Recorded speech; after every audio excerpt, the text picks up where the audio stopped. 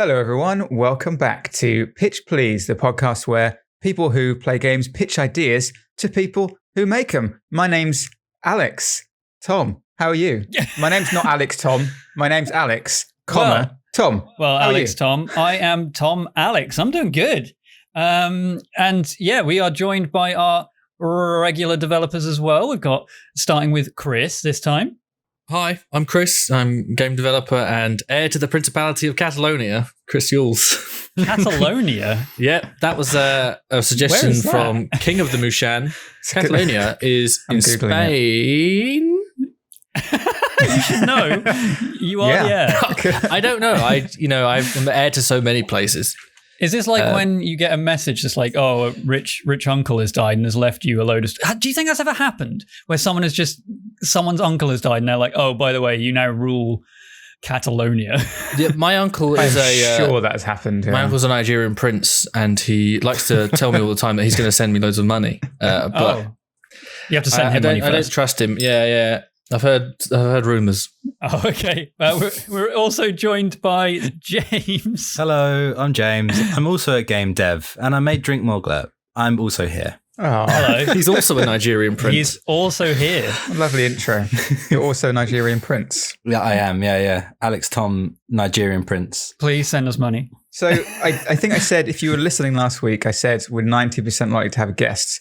But forget that, just in case you would like. Well, so Alex, that is a perfect example of the people's understandings of percentages. 10% can still happen. This is how XCOM. This is why people get frustrated with XCOM. Yeah. Already brought it up. When it says 98% chance to hit, that's 2% that can still happen. And then you literally stood right next to them and just be like, yeah, fuck it, I'll shoot in the sky. Oh, he's definitely played it. It's so annoying now. Have you finished it yet, James? No, I haven't played it in a while. I've been playing Control instead. Oh, that's a good game. That's a good game. Which I just want to say has the stupidest jump I've ever seen in a game. I love jumping in games. It's like you've got to have the jump a good Control. Jump. That was one of my favourite bits. Move around, fine. Stood still. Just have a look at it. Oh, and try her and arms flail up as well. It's like a weird jump, isn't it? She jumps off without strings. bending her knees and just elevates like 3 foot in the air. And I'm like, oh, is it like an instant jump? There's no like lead into the animation or anything. Yeah. It's hilarious. The Halo jumps. Looks like someone needs to study the principles of animation there. Oh. I'm not getting into it. Not getting into it. So we don't have a guest, but we do have another pitch from Tom, right? What is this? This is a pitch from the Tom house. This is a pitch from household. Tash, and I don't want to put a title on it because remember, Alex, when you put a title on your marriage and you made the heinous mistake of calling her your wife? And then Chris immediately jumped in with my wife. I wasn't going to say anything. So this is Tash. She is Milady. Your partner. And your partner in crime. She is Milady. And she has sent in a pitch and it is thorough. It's a big one. It is, yeah. This is 3 pages and I'm looking at it. It's got footnotes. It's got chapters. It's got a title already, which we'll see about that. But it does say possible names though. Possible name, yeah. I mean, it's a nice, She's got a very good understanding of how this works, which is great. However, there is no intro to this pitch, which is odd for me because normally, pitches start with some, you have to appease us in some way. You have to come in and say, hey, pitch, please. Love your podcast. You're really handsome. Wow. I love your voice. What would you imagine Tash's intro would be? What would I imagine Tash saying? Do her voice. Do her voice. Do an impression of Tash. Do an impression. Okay. Yeah. Who's sitting next to you right now? I'd like to clarify that for listeners. She is sat right next to me. Yeah. So I have. Hi Tom, really big fan of the podcast. Also, you forgot to load the dishwasher yesterday, didn't you? There you go. There's my impression. That is Tash. That sounds just like Tash. I'm so sorry. I lean over and say I'm so sorry. So the intro to this pitch actually starts with a too long didn't read, which I like. I like it, but I won't read that yet. So the possible name is The Frozen Files. Mysterious, right? The game inspirations. What do you imagine that is from that title? Yeah, what's the Frozen genre, Files? at least, Is it a game about cold cases, like the show Cold Cases? No, I think it's a PI set in the Disney Frozen universe. It's a game about cold. Okay. So the game inspirations. It's like the game Cold Cases found a thesaurus. The Frozen Files, game inspirations, LA Noire, Phoenix Wright, Criminal Case. I haven't played Criminal Case. I've got no idea what that is. I don't know. Sherlock Holmes, XCOM. XCOM, guys. That's in there. Nice. And Papers, Please, which is another one we mention all the fucking time. Now, the inspiration, I'll read this out because it's very concerning. And honestly, I'm a little bit concerned about my well-being in the future. So it's inspired by the Golden State Killer / Original Night Stalker / East Area Rapist / Visalia Ransacker and the investigation that led to his capture. I'm really worried that she put every single name for the Golden State Killer, but we'll carry on. Despite the cases being linked by police, they were unable to identify a suspect, even despite having DNA, as he was not linked to any previous crimes, which would have meant his DNA was in the database. Unbelievable. It was a cold case of 40 years with a shocking amount of victims, but as techniques progressed, they eventually got a 100% familial DNA match. And there is a small one next to this. There's a footnote. There's a small one next to this which leads to a footnote. This is great.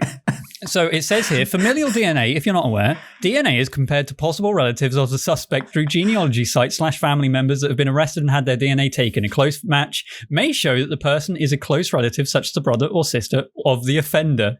This is like a legal document. Tash is such a fucking nerd. So 100% familial DNA match, which I believe was the first major case solved with this method. Tash believes. Don't cite her on that one. There have been lots of talks regarding whether this could be used for other cold cases, such as the Zodiac Killer.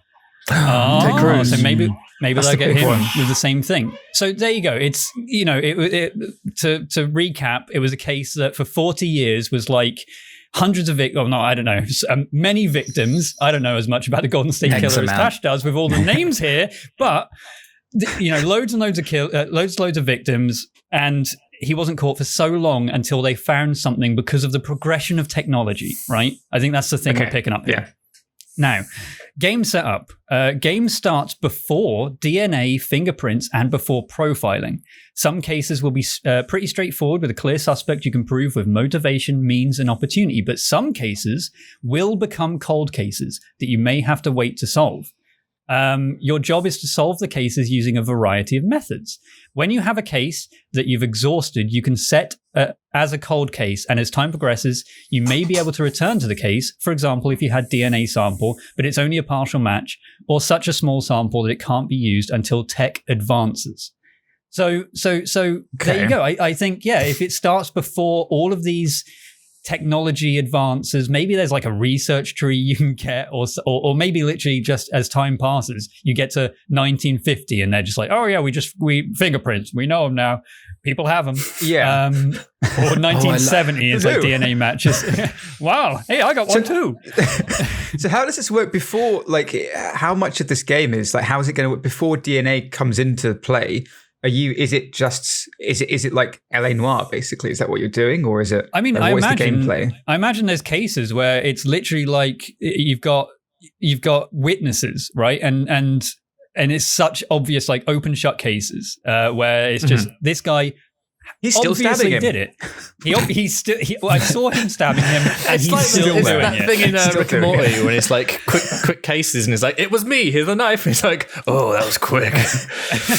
Yeah. So there's a couple of cases like that, but yeah, maybe there's some cases where you're like, wait, I just do not have the evidence to get either this guy or this guy or this guy. So you just mark it as a cold case. It's just I don't have the information. I imagine it's an optional thing, marking it as a cold case as well, where you're just like, fuck, am I missing something, or am I missing technology? Chris, what's up? Hello. So the way I imagined it was when you were asking, is it like LA Noire? So in my head, I think you go down to the crime scene at, whatever, let's say 1970s, right?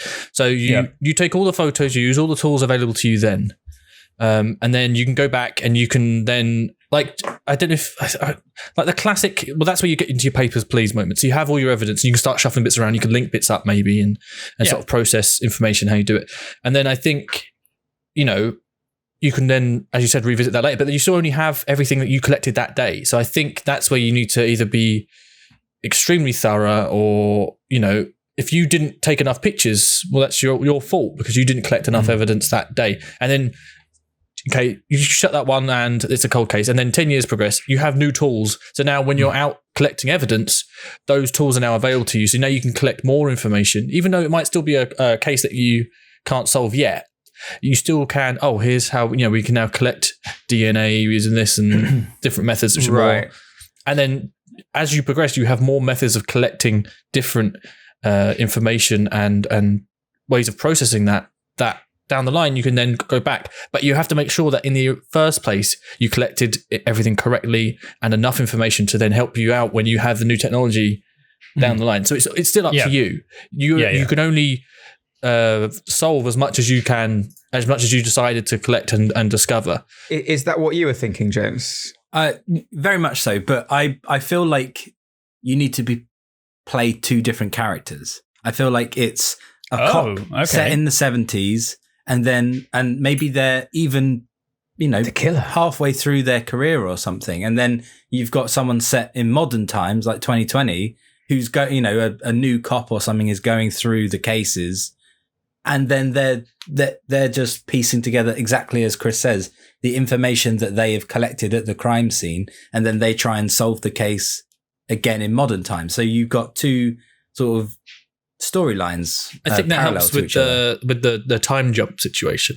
Or even if like you're in the, it jumps to like 2010 and like you can, you could even like question the detective who did it if they were there at the time, and then it turns into the whole LA Noire style interrogation, even though they wouldn't lie, but you could maybe. Oh my god, it's like you can tell them information to help them. CSI.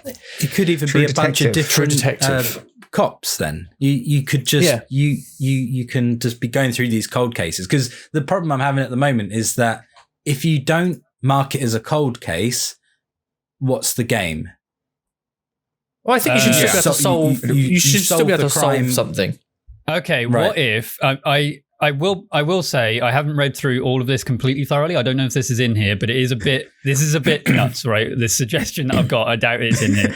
What if you are a modern day detective or whatever, and when you open this case or when you see this case in the file, you basically jump back to when it was first opened, and you're like, right, I pick up this information. I think as time goes on, maybe there's like mishandling of evidence, right? So as time goes on, for some reason you have less evidence as time goes on because stuff's gone missing, or maybe deteriorates naturally. Or maybe this evidence they picked up has deteriorated over time, or something like that. So at certain time periods, you've got more technology, but the evidence is weaker in a sense because it's either vanished or I don't know, it's just not good enough anymore. Like there was a fire in the precinct, and like a pair of jeans or a jacket or something. It had blood on it at the time, but as time has gone on, like it's been handed around so much, the evidence is so like mismanaged that it's just like we can't get anything out of this anymore because it's like 50 years old. That sounds to me more like kind of like where you almost have to take into account like the quality of this, the precinct or whatever. Like, does that then become like a management thing? Like in terms of something that you have to invest points into, that's like, make sure that the precinct is not full of like useless people who they're fucking up the evidence all the time? Or is that like, does that then just become too confusing? That becomes like an office simulator, right? Yeah.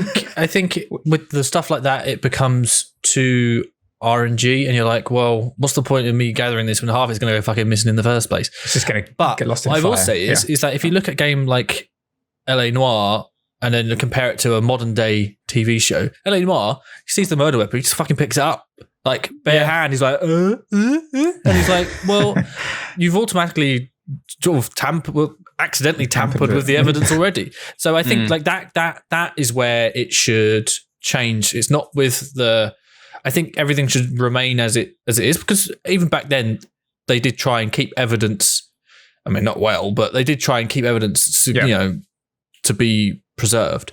But I think obviously I think it would actually be harder back then, and which is the point, right? So you're in 2010, you get loads of fingerprints, and there's like 20 sets of fingerprints on this, and now you have to compare them against half of the like LAPD, and you're like, well, that strikes him off. Unless one of them is the murderer, and that strikes him off. And then you might get a partial print, and you're like, okay, that matches these three, but two of them are policemen, so I can theoretically strike them off. And I think it's the practices that should change the difficulty, rather than 20 years later there was a fire and you lost this evidence. Like stuff does degrade over time. Like the bloodstains would be less obviously prominent, but they're still there. It's just because it's faded. And obviously how you store things does matter. Has everybody here seen Mindhunter? It's on Netflix. Yes. I think. Just for anybody who hasn't watched it, it's set, I guess, in the 50s. I think it's 70s, isn't it? Or is it the 70s? Maybe it's not that far back. Old. Maybe it's 60s. Set ages ago. At the dawning of psychological practices in the FBI, where they try and profile serial killers. Yeah, the origin of the phrase serial killer.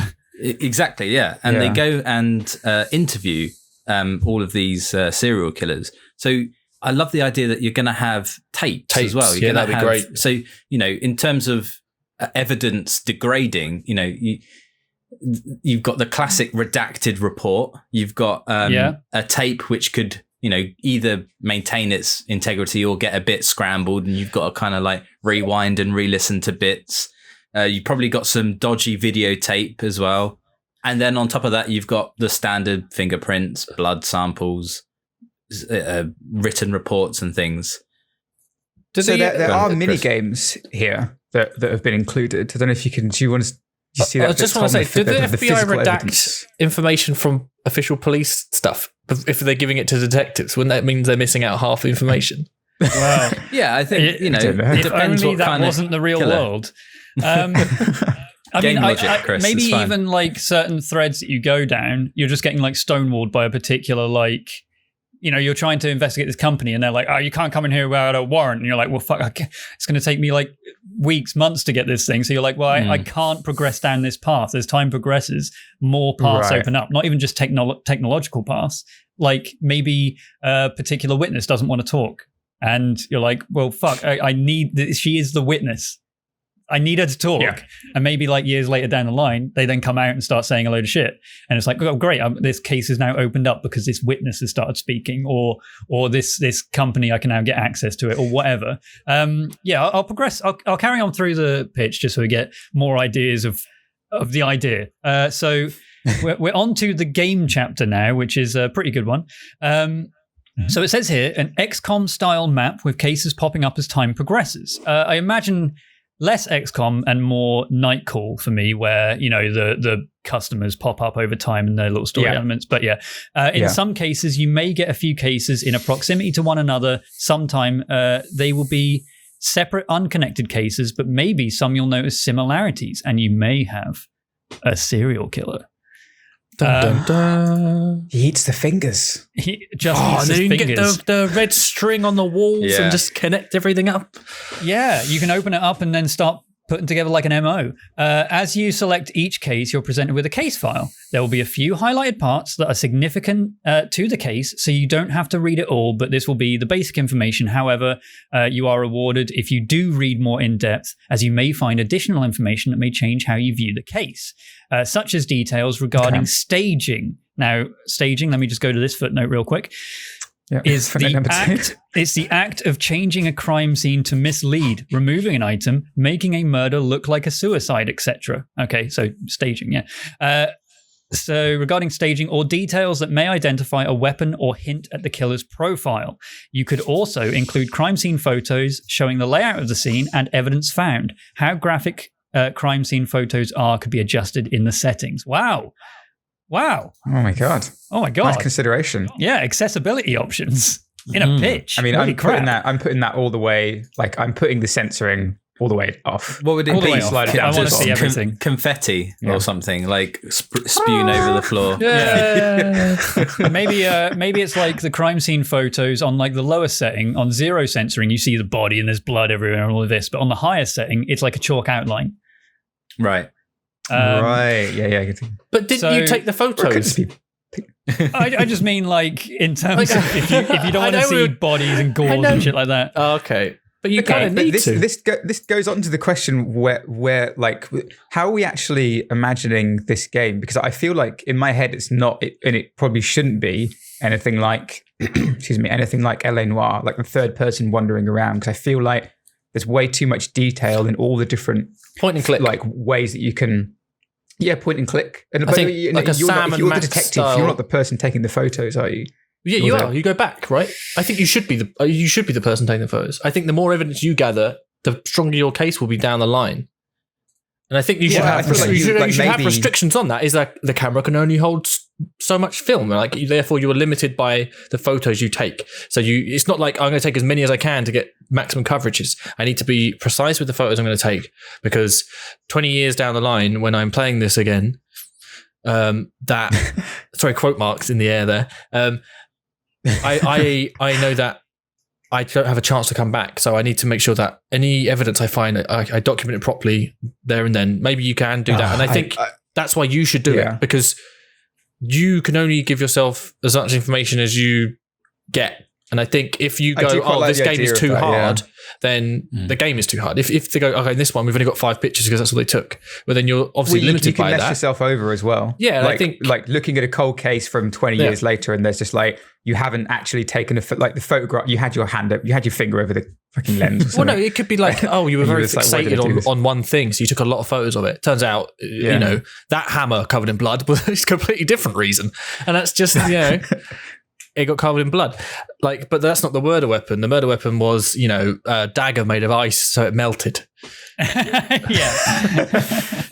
James, what do you? Do we see this playing out as in you're in the past, you take all your pictures, and then you jump immediately to the future, and then you solve case, or are we going to end up? Do you do everything in the past, and then you have like Act 2 of the game, where you then go back and revisit those cases that you might have forgotten about? I think that's the original idea, right? I think that's the plan, is that you play it in a story fashion where 1970s, you're at this desk, there's a fucking glass of whiskey and a cigar and an ashtray, and you're looking at these cases and you read through everything, and you mark some off as complete, you got the guy, you mark some off as a cold case. And then once like that, all the cases dry up or you're done, you then just say, right, progress to 1980s.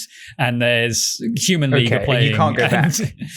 Right, okay. Maybe you can go. I think it's a story progression thing where maybe you can't go back. I think you can chapter select in the fucking main menu, but you progress with what you've solved or what you think you've solved and the cold cases as you go forward, and then when you get to 1980s you've got 20 other cases plus all the old cold cases, the frozen files, and then when you get to 90s you've got 20 cases and like 13 cold cases that are still not solved. And it's like, just as time progresses, you then open up the new cases, close the regular cases as they come, and do it that way.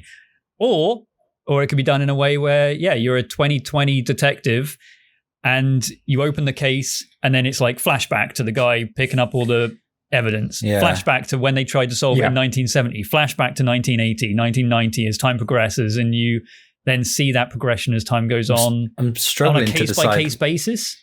I'm struggling to decide which one I like better. They both sound good. They both kind of work, right? Because I think what I like about the story progression version, the time progression version, is getting to maybe a case stays cold for 40 years, like the Golden State.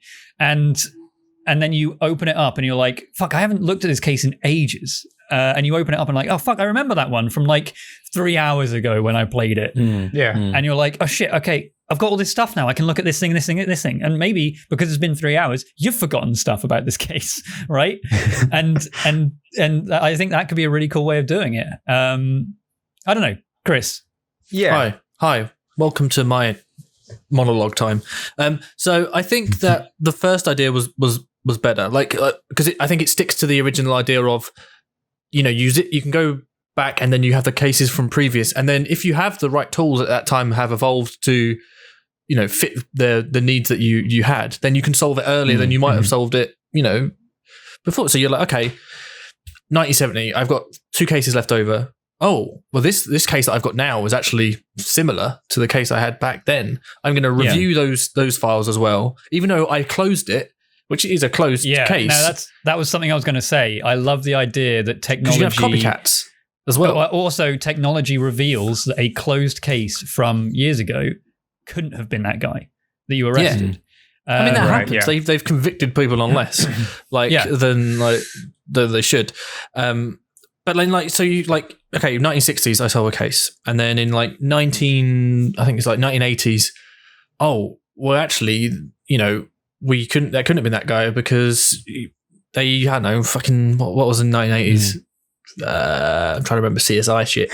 Yeah. Gunshot residue. I think gunshot residue used as evidence wasn't until 1980s. So then that's where they look at when you shoot a gun, particles come back onto your hand. And you can tell when someone's fired a gun. Thanks for the footnote.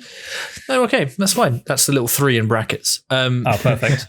And then, but that's a technology that we nowadays is very useful, but didn't happen until 20 years after the original case that we wanted to use it on. People were still being shot back then, but we just had less evidence, and I think that is a good way of doing it because you can revisit things that you were 100% sure you got right. Yes. But just the evolution of, DNA sequencing now means that you can actually let that guy out of prison who was wrongly convicted. And then you notice that this one is actually, the MO is the same. And, actually it's the same guy. And he's been, just dormant for 10 years. Yeah. I think that makes it much more interesting. Frustrating if, for example, like on the other side of it, if you get to a point like in the past, in the 50s or the 60s or whatever, where you're like, I don't know I can't figure out how to solve this case. This is going to have to be a cold case. I'm going to close it. And you don't know whether that's going to be something that will come back in the future, that you will be able to solve later on, or if actually you've just not been able to solve it. But that's just, like the police. I mean, that's what happens. I don't think. I guess. But then, if you solve it 20 years later, it's still going to be satisfying. If you don't solve it, you're going to be like, well, what point did I go wrong? Where did I go wrong? And you could go back and revisit it and review the information again and be like, okay, well, he was the guy, but he died in 1980, so I can't arrest him. But I at least have a result. You can solve it, but maybe there's a reward for catching it early. So, everything's solvable in a way, potentially. But then there's I don't know if we were going to totally gamify it. It's like you get extra cop points for there is solving it in 1980 because you're able to make the arrest as opposed to 1990 where and the you can buy liveries for your car. Okay, right, yeah. I think extra cop mugs. Yeah, we'll continue. Cool aviators that you can take off every time you finish a case. There's a pose. We'll continue with the pitch because I think we're now edging onto stuff that is in here. But firstly, I did want to say that I do kind of agree with what you said, Alex. I think there is a worrying amount of Phoenix Wright was an inspiration for this game. However, one of my biggest problems with Phoenix Wright is when someone says a line, because you do the cross-examination thing, and then you have to find a piece of evidence to contradict that line or whatever. It can get to a point if you're stuck where you're just like, well, I'll just throw this at them. It didn't work, I'll throw this at them. It didn't work, I'll throw this at them. And it could get to a point where you've got 10 pieces of evidence. So you're like, I'll put that in the fingerprint thing. It didn't work. I'll put that in the blood analyzer. It didn't work. It's like the point and click thing where you're trying to combine different items just combine in your inventory everything with everything. So yeah. There is a level where it could fall into that before you're just like, well, I can't figure out. It must be a cold case. This case has been written to be a cold case, and I feel like that could be frustrating in a way. But I'll carry on with the pitch anyway. I'm sure it clears it up. I'm sure it does. I have full confidence. So the physical evidence. This is mini games. You could review the evidence. So this is how you would play the actual evidence analyzing thing. If you have prints, you could have a selection of possible suspects / comparisons to match up, footprints of possible shoes of suspects, latent prints. There isn't a footnote for latent prints. But I was going to ask that. Oh, for fuck. Ruined. Latent prints. What's the point? What's the point? Don't start doing that if you're not going to finish it, Tash. I'm going to have words. Latent prints. I mean, I looked over at her and she was pointing her hand. It's formed when the body's natural oils and sweat on the skin are deposited onto another surface. Okay. Ooh. Sure. Okay. What? You could have blood spatter analysis, or tests to recreate the wounds to see if you can identify the weapon and how the crime is played out. So maybe you've got like a dead pig or a melon or like a... Well, they use dead pig because dead pig's flesh resembles humans a lot. So you can get the same cuts. That's why they tattoo. You can also tattoo pigs the same way. That's how you practice. So maybe, Tom, I used to watch a lot of CSI to the point where I wanted to be a forensic scientist. A lot of pigs. My mum bought me a fingerprint dusting kit, which got recalled because it was full of carcinogens. That's weird. Lifting prints from a young age. Tash told me stories about how she used to kill animals in the forest. And that's how she got this inspiration for the game. I don't think it's a worry. I don't think it's a worry. Sense. I used to murder people and stare at how their blood splattered across the wall and go, oh, that's a good way of doing it. Good way. So you were murdered like that? Even though I just did it. So further from there, DNA profiles contain markers that you could compare and match. Familial DNA, we're going back to that. You could start by going through the crime database for partial matches and genealogy sites for similar DNA profiles. There was a lot of words there, holy shit.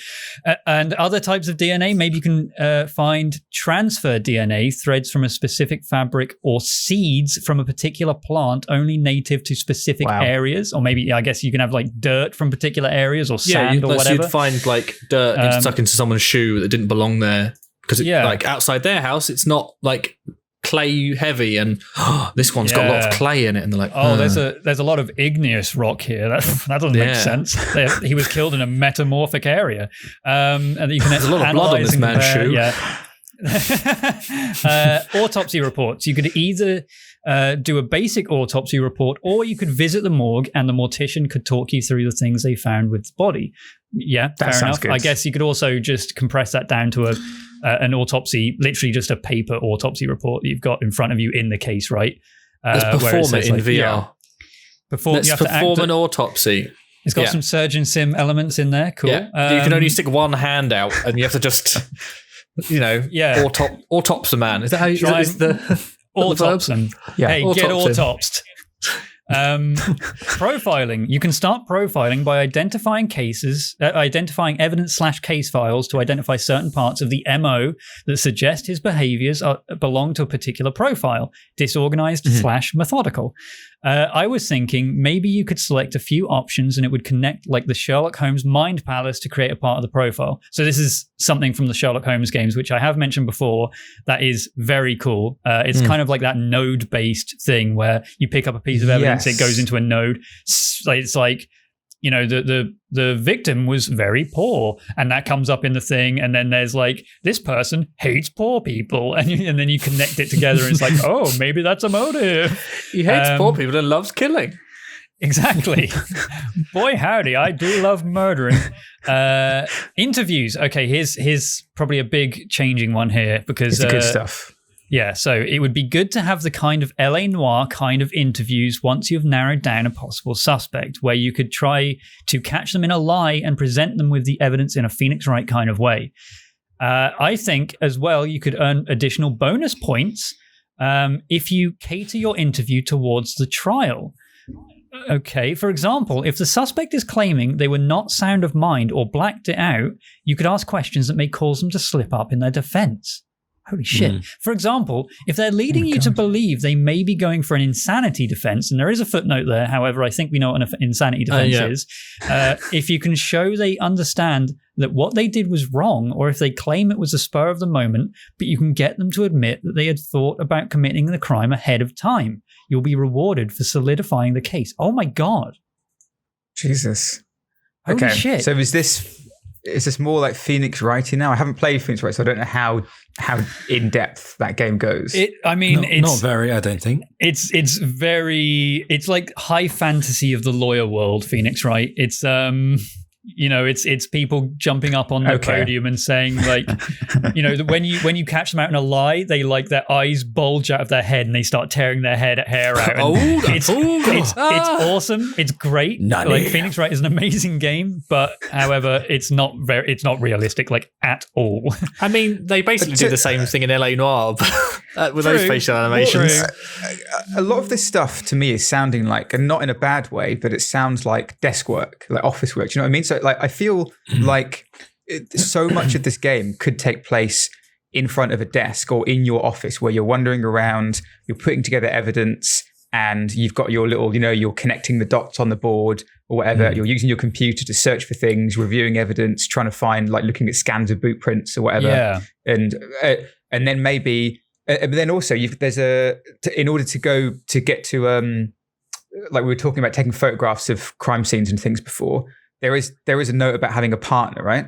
Yes, yeah. So this is the final thing. Well, not the final thing. There's more beyond this. I don't know why I said final. So you have a partner that you can send out to get witness statements or to bring in suspects, collect CCTV or check alibis. The more menial tasks that might not make good gameplay, as it might be more tedious. Fair enough. Yeah, I guess. Yeah, you can just maybe, there's only a certain amount of times you can send him out, or maybe like you can only send him out once per case, and it's like, right, I need you to get this thing. And you're, hoping or whatever. Well, there could be like time sensitive decisions as well, right? If you want to go and interview, if you want to get this one person to come in, then suspect 2 has already fled by the time you interview this suspect A or whatever. Yeah. I think. You go, Chris, before I say this, because I think if you're sending people out to get some information for you, you should only get back you get back a voice recording, and you have to listen to it, because I think that's the thing is that the good thing about LA Noire. I think even if you were doing it in an LA Noire style, if you want to re-listen to that interview, you can't redo it. You just listen to the tape. I mean, you could pull someone back in for more information if I think you had cause to do so, but they could just refuse to not do it, and then you have to go down different routes, like legally, to get like warrants and subpoena them for information that you need.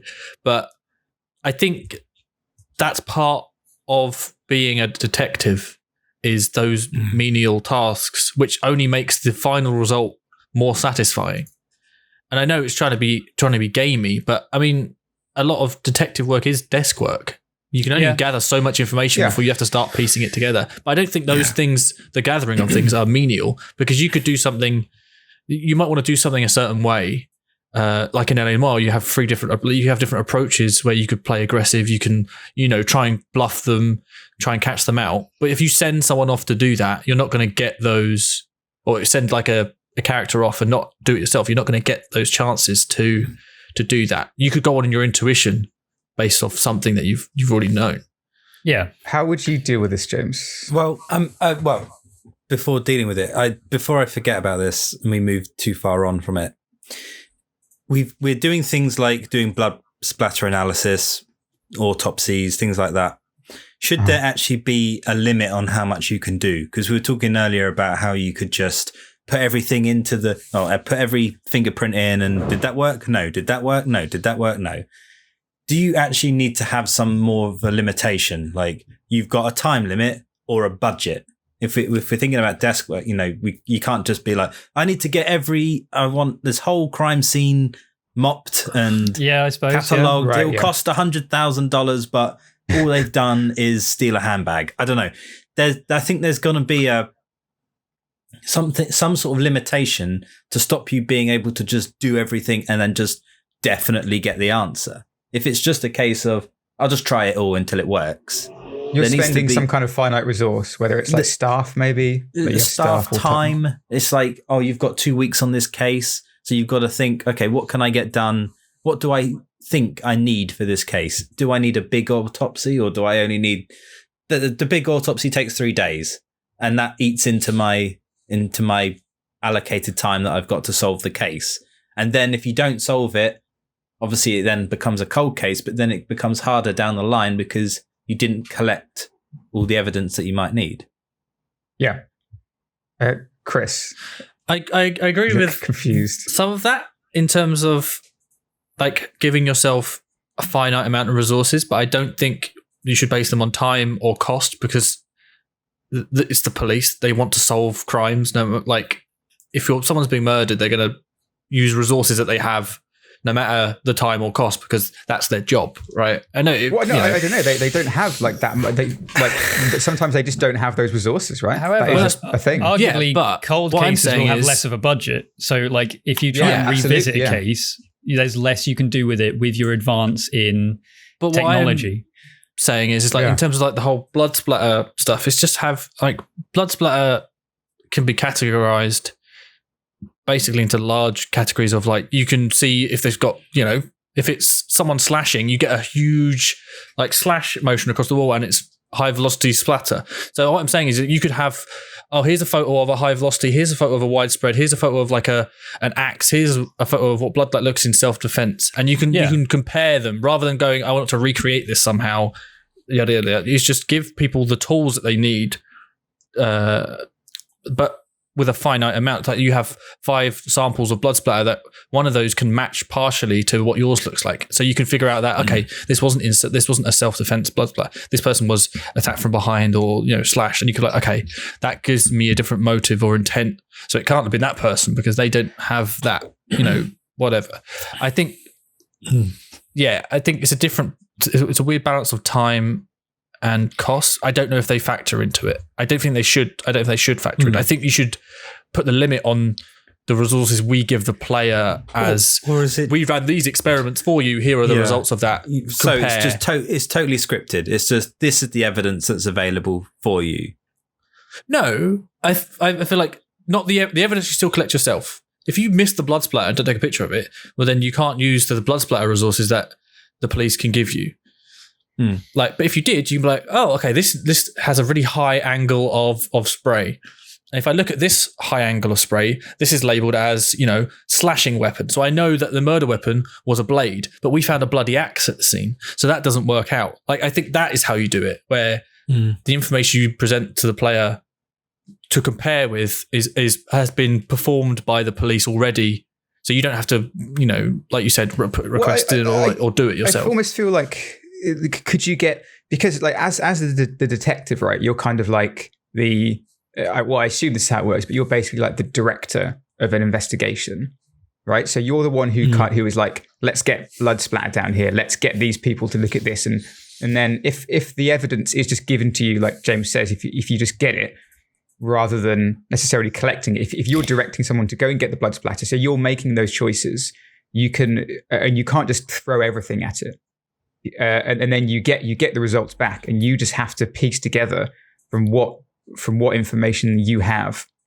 Yeah, like, I think that's the thing. I think I prefer this game not because I will say this pitch is quite ambitious, where there is this calling people out on an insanity defense kind of witness statements thing, which is I don't know how that would necessarily be done in a game way.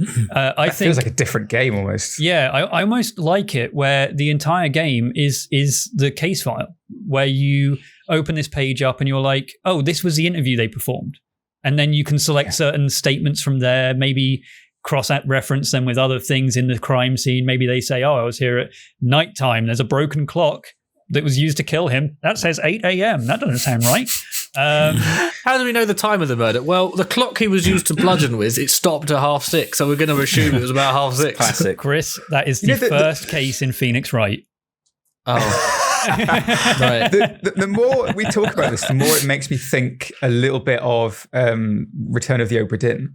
The idea of like you're just kind of looking through these snapshots of time and trying to figure out there is a who part was of where me, and what happened. I almost like the idea that the first time you open the pitch, the screen goes black. You can hear like the dispatch call, right? Yeah. And then like there's flashing lights, and then there's snapshot of like this photo taken at the scene, this photo taken at the scene, and almost like this cinematic where the case file is building up in front of you, and with like maybe some interview segments in there, maybe some like suspect arrests in there, and And that's when, like, throughout this like opening cinematic, you get such a strong idea of what the case is, just from, you know, all the things flashing on screen, all the sounds you can hear, and then you just are presented with the case file. And that's when you just sift through all of this stuff, like photos that have been picked up the moment they got to the scene, the script from the interviews, you know, all the suspects, their blood types, the pictures of the blood spatter, the picture of the weapon, and the autopsy report.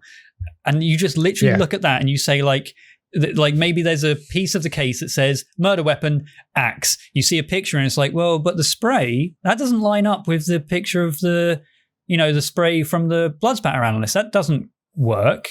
So that's a contradiction right there. And that immediately then raises that from the murder weapon. It's like, well, it can't have been.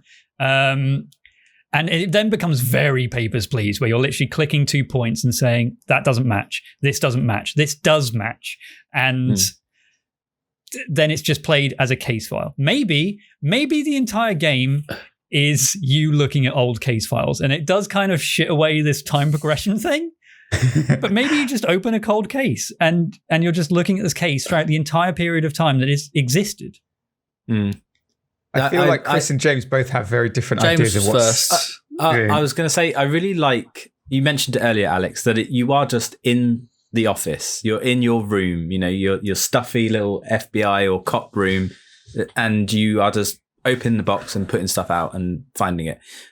In a romanticized idea, I feel like that sounds really cool, but I don't know whether it would be visually interesting enough or fun. I feel like we need to have these breakaway elements to give the game some like oomph, be it an interview, be it people come to your office and say, oh, we've just had this back in, and you have some sort of interaction. You know, I feel like you need other people or other things happening other than just connecting nodes and things together. While it sounds fun, I don't know. I feel like people might struggle with it. I feel like you need that. I feel like there needs to be something more to it, like I say, an interview, or how can you cast doubt, bring in the LA Noire thing back into it. Well, I mean, there's got to be some, you know, you make a connection to the murder weapon, and then you've got to go, yeah, that isn't right, or this clearly isn't the murder weapon. So now we've got to go down to the evidence room and go sift through like a bunch of look at some physical objects and inspect them and things like that to say, yeah, that's actually what it is. Oh, this has been tampered with. I can see that. I don't think it can all happen in the room and that be it. I think you've got to be able to get. I don't think there's any reason why you can't have, you know, if you want some breakaway evidence, you watch the interview on the TV or on the computer or whatever. Maybe you just say, okay, call this evidence in, and it just appears on the table, and you're like, okay, but cool. I feel like you've got to participate in it. I don't know whether it's satisfying enough with it all just being given to you, which is what we were talking about initially, is that you're there taking the pictures of the crime scene, and then that informs what you do in the future. Now, I could argue that you could get away with not having that initial taking the pictures and everything, and it all just happens in the present.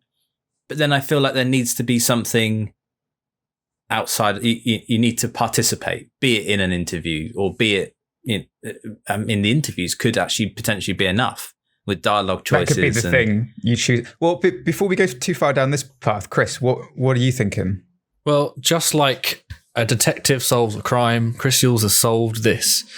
Right. Oh, shit. Now, when Tom was talking about, collecting all these nodes and you're getting all the information, it sounded a lot like a collection of mini games. And then there was a very famous collection of mini games called WarioWare. So what we've done is we've made CSI WarioWare. So I came up with the Mario Bros Detective Agency. Luigi is your partner. Mario is the main detective. So it's like Dr. You Mario solve crimes in the Mushroom PI. Kingdom. He's been a plumber. He's been a footballer. He's been a doctor. Now he's time to be a detective. This is Mario Bros Detective Agency. Luigi is your partner, and you use WarioWare style mini games to solve crime. Well, like scan for dust for fingerprints, and it's a DS game now. Dust for fingerprints. I've got it. No. I think this is perfect. Detective Pikachu meets Pokemon Snap, and it's all on rails. Oh shit! And there we go. You're going through a carousel, and it's just a series of crime scenes. It was the Machamp that did it. Yes. Mario, look at this picture. The suspect had sexual intercourse with the victim's severed neck. No, but we do cute crimes, Dead Alex. toads everywhere. It's like Dead toads everywhere. Toad's apple pie was stolen, and you're like, I'm going to solve it. And it's like Bowser's just face deep in apple pie. And you're like, I feel like after all. No, I want it to be grotesque. It's not going to be like, Daisy was left naked in a puddle while she was murdered. Figure out what happened. What's that? My God. Okay, oh my God. I really feel like the way that we've been going with it is... We found Bowser Jr. coked up in an alleyway. Knife in his back. With a message from his dad saying, get a job or get out. Any game where you're going to go outside and visit these crime scenes, I think, is going to be... There are so many detective games that do that. I think like what Tom was saying about it being... Like even just you open the case file and then screen goes black. You get the lights. You hear like the phone calls or like what was going on in that night. That is such a different approach to it that no games really. I mean, like that's what I was saying about Obra Dinn. I think because there's no game that is like Obra Dinn. There's no game that approaches. That's the thing. Detective. You don't have any agency really in Obra Dinn. You just see the world around you and make a decision on it. Like what happened here. Same as, I guess, in a sense, Papers, Please. Like, you've got a little bit more control over what happens to the person. Approve, deny, maybe you arrest them or whatever. But ultimately, the game is: are these things matching? No. Then you're not approved. Do these things match? Yes, you are approved. Like it works. It does work. And I think it works great. Even though you don't have any agency to say, how the interview goes or how the photos were taken or the evidence that was collected, I think spotting the things that weren't spotted in the case is that satisfying moment. Like, or if you look at a case for an hour and a half and you're like, I cannot see it. And then suddenly you see that one line in the interview script and you're like, wait, you said they were there, but by my time records, it says that they absolutely were there for this amount of time. You're like, fuck, how did I not see that? You link the two, and suddenly the case fucking blows up from this one line in the interview. So could there be a way that we could, like one of the best things about, have you guys played Return of the Obra Dinn? Mm-hmm. Not yet. It's on the list. Do you know? So that should be definitely up top because it's fantastic. It's one of the best, most unique games. Basically, Obra Dinn is you play, I think it's like an insurance claims adjuster, but essentially a detective who you go to the port there's a ship that's come back after having disappeared for a while, and all the crew are either disappeared or dead. The ship is called the Obra Dinn. Oh yeah, correct. That's the first piece. Spoilers. You failed. Yeah, you failed the first hurdle there, Alex. I'm on the wrong boat. And it all makes sense now. The whole game takes place if you're wandering around the ship, and the mechanic that they have is you have a little pocket watch, and if you hold it up to a body or an item or something, then it will put you back in time to the when the screen goes black. Died. Yeah. You'll hear like a bit of shuffling and someone shout and be like, "No, don't touch that!" And then there'll be a bang. Why are you running towards me with a knife? And then you see a man with a knife in him in like a paused frame. Yeah, exactly. And you're going through these snapshots of time that you can wander around and look at things. And the whole idea is to figure out who was on the which people on the boat, what happened to them, basically, who they were and what happened to them, what their fates were. And every time, and the way that what works so well about it is that it puts it in clumps of threes, and whenever you get three people, when you get their names and their fates correct, the game tells you, because otherwise you would just be fucking lost.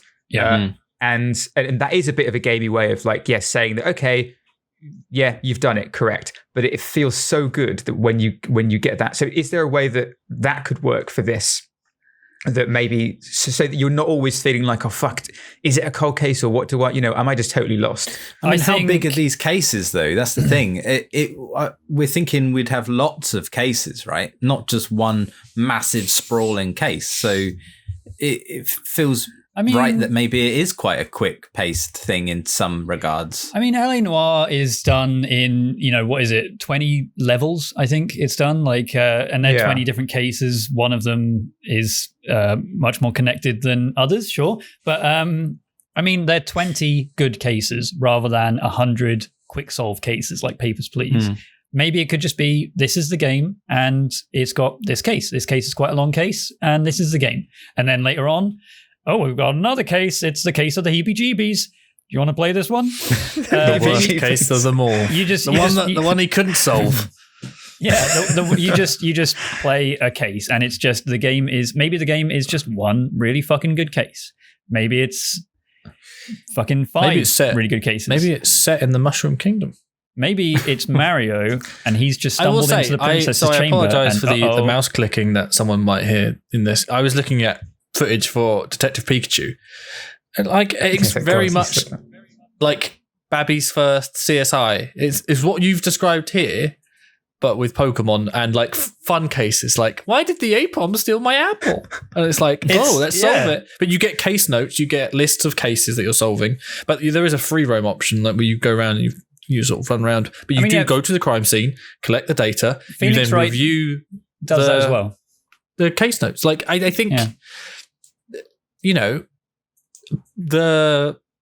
this, the gameplay is quite light in terms of what you do, but it's all still there. It's just very brought back down a bit. And I think the simplified version of that could still work. But I still like the fact that I like the idea of going to collect the evidence, and you can only use what evidence you end up collecting. And if you miss something, you miss something, because that's what would happen. It's the cause and effect. If I missed the murder weapon, I never know what the murder weapon is. See, I like the idea of that, but I also feel like there's a missed opportunity to be you're presented with stuff. Maybe you can still go to the crime scene. You can have a look around, but it's not your job to take the pictures. There's a photographer who does that. And it's not your job to do the blood splatter analysis. That's someone else's job. You are the director. You get given this information, but then it gives an opportunity for someone to fuck with that information. Maybe one of them is the killer. Oh my God. Or that they're just incompetent. And you've got to sort of... I think that's more likely. Adjust for... I think that also works, a terrible job at. You get all the information given to you, and you just have to piece it all together. And it's that you string it together. That links with that. When you look at the pictures, maybe you have this weird ability where you look at the pictures. I think Hannibal does this actually, where he looks at a couple of pictures and then suddenly he's in the scene and he's watching it play out. Maybe in a snapshot. Maybe when you like in the Division read through. Yeah, in the Division with the echoes. I think they're called echoes. Maybe when you look at the interview log, the first time you read it, instead of it just playing on your desk and you're just sat there looking around waiting for the tape to finish, you're sat in the room with them and you're just watching the interview play out. And maybe it's just a detective with a overactive imagination, sure. But I think that could be a cool way of doing it. Like seeing the pictures and then suddenly piecing together the environment in which the murder happened. And maybe that's just a way that you could look around it, or you could just look at the pictures, or you could just listen to the log. Love the idea that you could pop a videotape in and you start watching the screen, but then the camera goes into the TV and you're in the scene. You're you embody whatever's going on, and that can play out. Then. I don't know how scripted everything should be. How do you mean? As in, is the evidence that's given to you final, or can you say, if you say go into the TV, go into the interview, and you play the interview, as in you play the person interviewing, and that affects the evidence, or is the evidence set? I think the evidence is what's in the case file, right? I don't think if someone says this is the murder weapon, that's final. I think it's you look at the pictures, or you go examine the scene, past tense, and then you're there's a thing down there, I can see it in the edge of this picture. Or there's this person said this thing, or there was a video of the crime scene and I can see in one frame, you go through it frame by frame and you're in one frame I can see this thing, and that's how you link stuff together, right? It reminds me actually a lot of her story as well, where her story was this video database where every video exists in the game from the very beginning. And what you do is you search for particular keywords. Like if you watch a video and then someone says the name of someone, you can search Jason, and then 6 other videos will come up, and you watch all those videos and more keywords come up, and you're trying to figure out what her story is. And maybe it's done in that way where everything is available to you straight away, and it's just finding the correct things. And I think that could be really cool. It does frustratingly get rid of, that whole time progression thing where you mark stuff as cold cases, you come back to them later. But I like the idea that you are just a 2020s detective looking at cases from 50 years ago, and you're just examining what it was like at the time. Like at the time, they didn't have these things. They marked it as this dude did it. And then you're suddenly like picking things apart, putting things together. Maybe the satisfying moment, like you were saying with Obra Dinn, where you get 3 and it then ticks up and it's really satisfying. Boom, boom. Maybe the satisfying thing is when you have this case file, it's set in stone. They've got the killer, they've got the person. They're saying like, yeah, it absolutely was this person. But then you link 2 things together that is a massive contradiction. The entire case file fucking empties. And you're like, shit, okay, I've now got a blank file to then fill in the correct information. And it's like fucking awesome. I can actually build the correct case. And I love the idea that when you're going through these cases, you would see notes written by the people that collected the evidence or from the other detectives. So you'd find a Post-it note going, what the fuck is this? Or like you can have these simultaneous narratives happening. You've got these cops that you start to identify with because they're coming people up disagreeing in multiple with cases. each other and having rivalries, and then being like, oh, I went out with Barry last night, and then you look at the other cold case and it's like, oh yeah, I went out with that guy and that was nice. Like having maybe this, you could have this whole interweaving story. Detective Barry, he's got this really fucking awful handwriting, and when you see he's signed off on a case and you're like, oh, for fuck's sake, Detective Barry again. Or like he always makes a mistake. Or maybe there's this dude who is very, very effectively cleaning stuff up and like trying to cover up some shit. And you're like, that's it.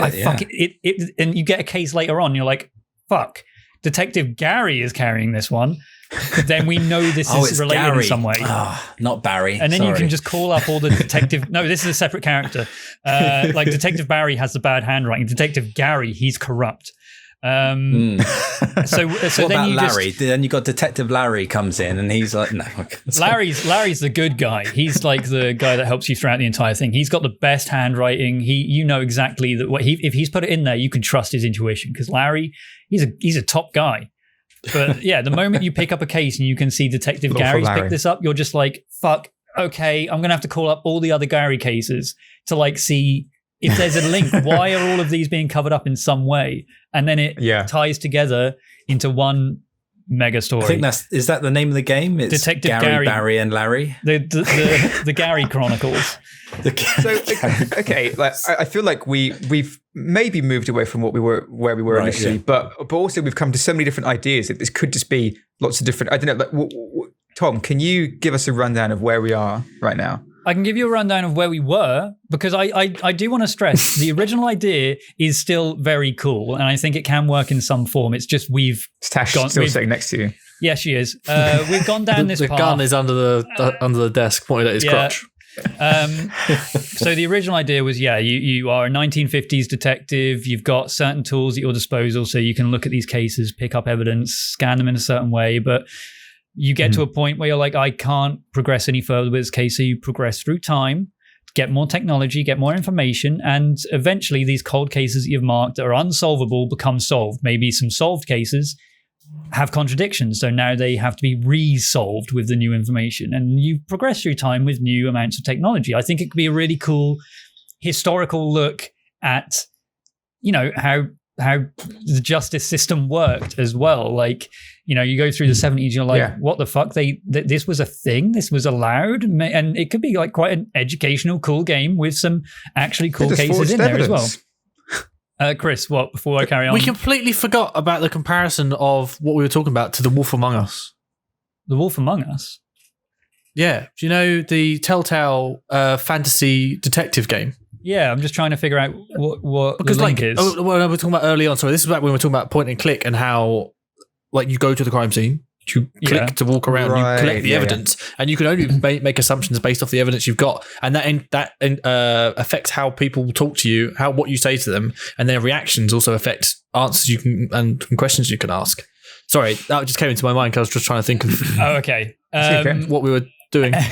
Yeah, I mean that's a point and click detective game. Chris will not remember this. That's a point and click detective game, right? Like it exists. Murdered sole suspect. It's the same thing. The game we've ended up with, I think, is well, at least the game I'm at now is one in which you are solving cold cases. From 50 years ago, you're seeing these characters show up in detectives, in maybe suspects, they keep recurring. And you just have this case file that you are, Papers, Please style, making contradictions and tearing the case apart to build it back up again in the correct form with modern information.